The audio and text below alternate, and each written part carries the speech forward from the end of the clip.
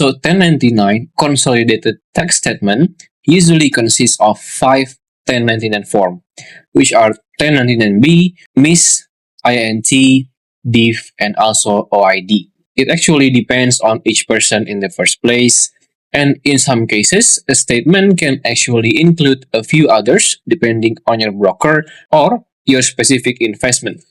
So, you only need to file the forms that you receive on each separate form. But if there is any form that consists only 0 in it, you do not need to file it on your tax return. So, after you signing in to your TurboTax account under turbotax.intuit.com, you want to click on the federal button at the left side of your screen. And then, while you hover your mouse over income section, you want to click on wages and income summary. And on this page, you may scroll down a bit. And if you want to file 1099 MISC, then click on this other common income section. And then hit the start button beside form 1099 MISC. It applies to any other forms. So if you want to file your 1099B, INT, DIV, or even 1099DA, you may click on investment and savings section.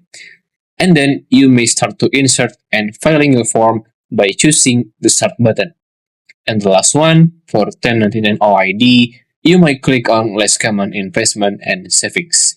And then start to file the form by clicking the start button right here.